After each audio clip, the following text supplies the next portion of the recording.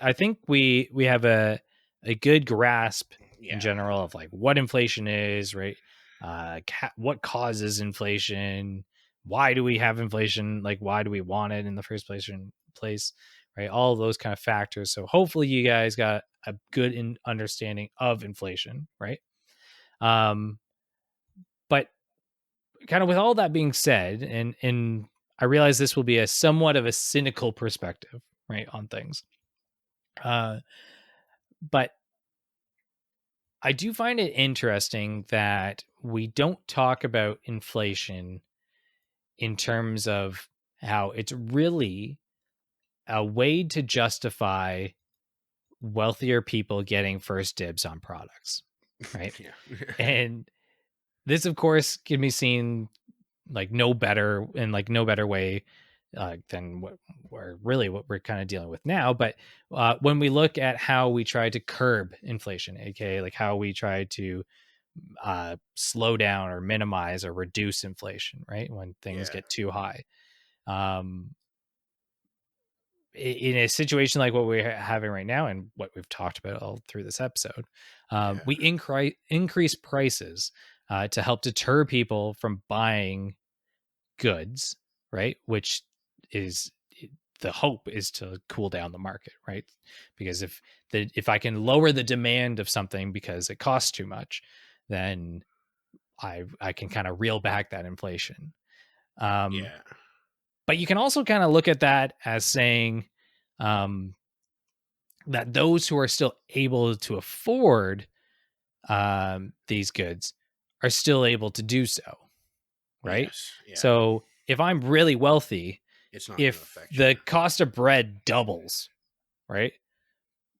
I'm going to say Yeah. that sucks, But it's not but I going can to. still buy it. As Yeah. You're not opposed going to to my starve. neighbor, maybe now instead of being able to afford a loaf of bread, they're only able to afford the equivalent of half a loaf of bread type of thing, Yeah. which AKA you can't buy that bread, No. And right? over the Like, same amount of time, right? So yeah, right. Like, it's like you go because get unless groceries for your you're, week period, just yeah, hypothetically, right?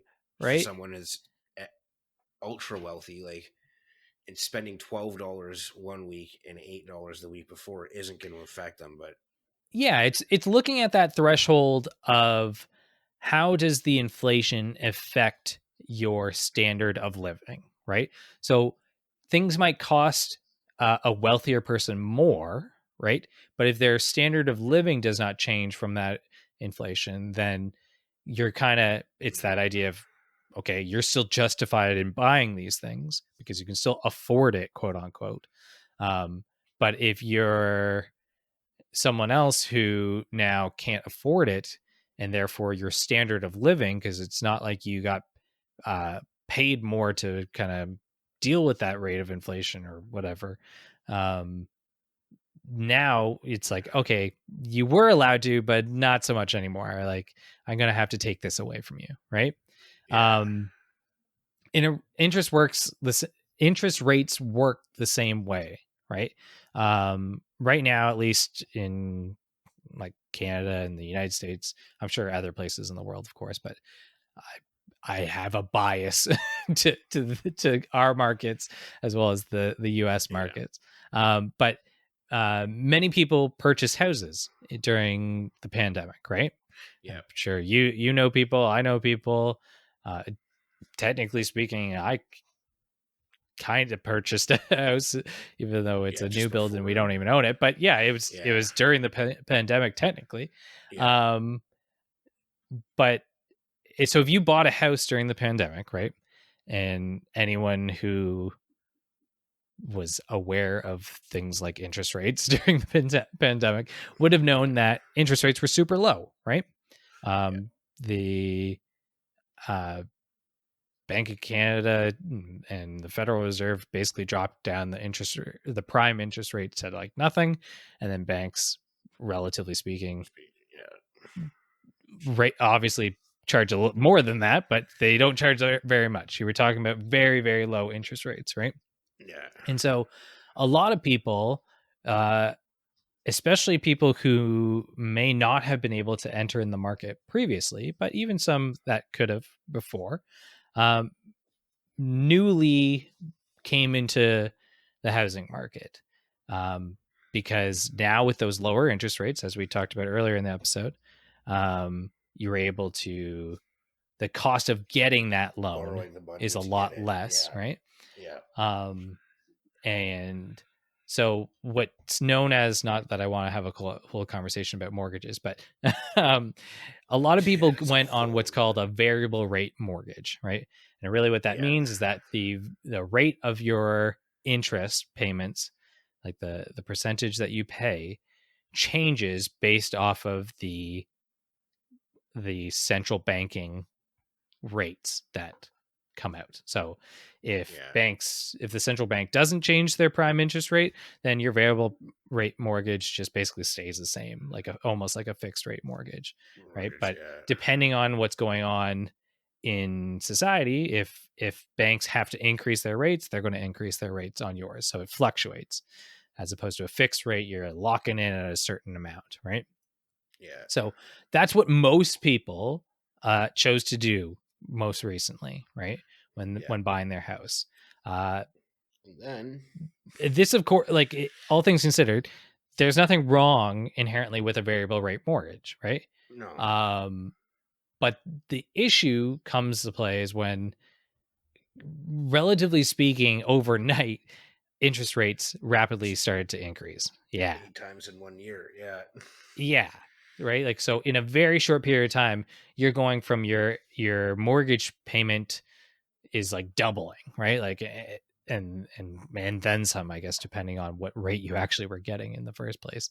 Yeah. Um, so yeah, your overnight, your mortgage, what you're paying on your mortgage is doubling. Um, a mortgage rate that was once affordable is essentially now bleeding you Out of dry, reach. right? Yeah. Um, and then even like on top of that, you have the aspect that during the pandemic, I apologize, my dog is barking, No, no, but it's okay. um, on top of that, right, because interest rates were lower, more people borrowed more money, like what we talked about earlier in the episodes. So the Yes. cost of that house in the first place Shut was up. Yeah. way more. And Yeah. so if I paid $100,000 more than I would have like in a different market, right, I now have that much on my loan. Loan. Yeah. Plus, now I'm dealing with a higher All the interest rate interest. on that extra $100,000 that Yeah. Yeah. So that a lot of wasn't there people in the got first place, stuck, right? ended up Yeah, paying 4 or 5 times more than what they originally signed up for. And it's, yeah, they're right. never Like, going to be so, able to like leave. Like, you're yeah, stuck there for the rest of your life because if you're only making, like, if you're single income, especially, it's like, well, how are you going to not, how, like, you're stuck. yeah, yeah, right. Like, so something that you would have passed the like kind of that threshold for justifying that mortgage, now you really can't justify it, or maybe you can pay it, but it's like, now I literally Yeah. can't afford anything else in life, right? Yeah. And that's not everyone who got a mortgage or got a house during these last few years, but Yeah. that's a lot of people, especially I would say in the United States, right, where their lending practices are a little bit looser than what we have here. We definitely have a higher standard when it comes to uh, putting that threshold Yeah. of things, but yeah, so we have a situation where really in the United States you're probably going to see people walk away from their mortgages, Yeah. and in Canada you're going to have, if people fall into that same kind of category, you can't walk away from your mortgage, so you'd have to sell the house. House. Yeah. um and if you're selling the house, you'll also have to hope that you're even getting the money back that you paid for that house in the first place, right? We saw, um, kind of as interest rates went up, a lot of housing prices started to go down. Now Yeah. it's kind of fluctuated a little bit recently, but for the most part, yeah, things have dropped. So if you bought it at the beginning of whatever 2022, and now it's the kind of April of 2023, Full, right? yeah. The price of your house, you may not be getting the same Same. No. it's what our value, interest rates have gone right? up at least 6 times in that Yeah. period. Yeah, So so it's like, so you're sure you're going to sell your house, but you're still going to potentially have a mortgage on it, right? Like yeah, indirectly, where it's like you have a loan from the bank that you have to still pay off because you weren't able to cover. And that's obviously an extreme example. Um, but yeah, it's all these factors that we kind of accept inflation, but we are dealing with a situation indirectly that says if you're wealthy, you're going to be able to keep puttering on, so to speak, correct. right? Yeah, But if you're not wealthy, middle or if class. you're Yeah, whatever, insert your term, right? Whether it's poor or middle class or something like that, depending on that situation, uh, you now won't be able to afford the same things that you can afford in life.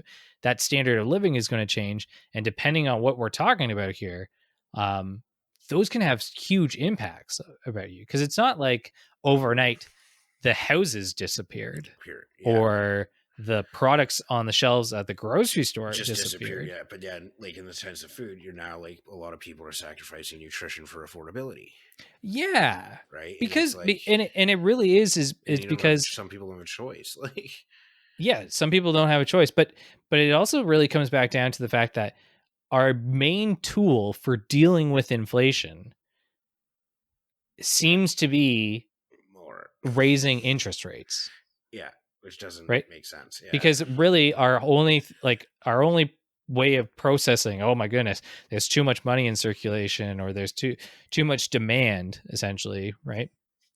Um is that we have to remove the demand, right? We have to stop the amount of people that have demand. If so make it 50% of the unaffordable. population Yeah, demands this thing, now we need to make it so that only 30% of the population. yeah, And what does that exactly. mean? Okay, it's the 30% that are like the 30 richest people are still allowed to have To have that, access yeah, to this stuff. And then now the extra set, everybody else instead of doesn't get it 50%, anymore. 70% of the country is not going to be having access to it. Access to it. Yeah, Yeah. yeah, So it is a weird thing. Like, again, I recognize it's a little bit of a cynical look on it, and I'm not saying that it is just simply uh black and white like clear situation, but cut. it is Yeah, kind of in the sense of the fact that we don't really.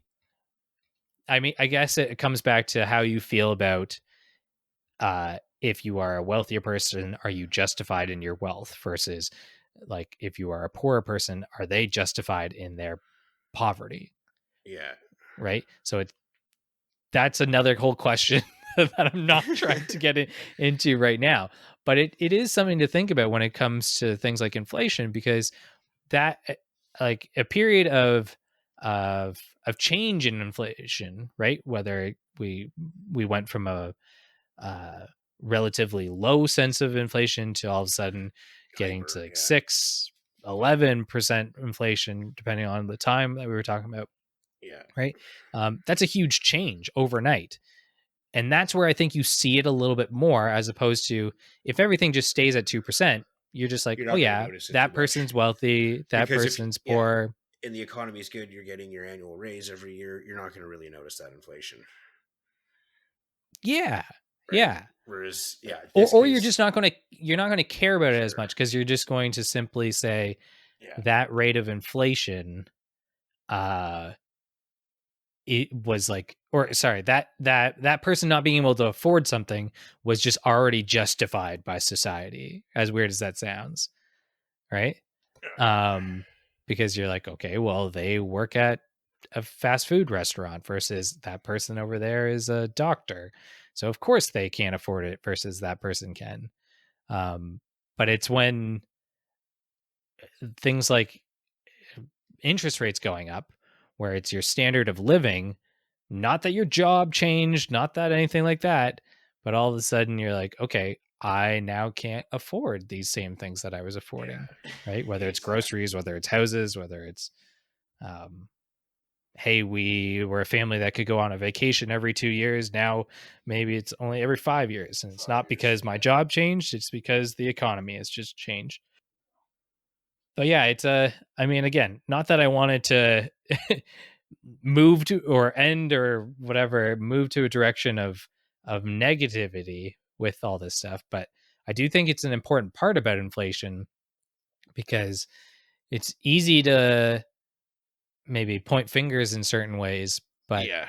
Well, and to be fair, we do have to keep the real in the realist idealist, yeah, yeah, right? So, yeah, because you and I both know exactly. it would be in a perfect world, we wouldn't be worried about any of this stuff, but it's Yeah, better to this is have the the knowledge of the reality. way things work as they are, and Yes. then kind of work from there, right? Yeah, exactly. My camera's getting a little twitchy.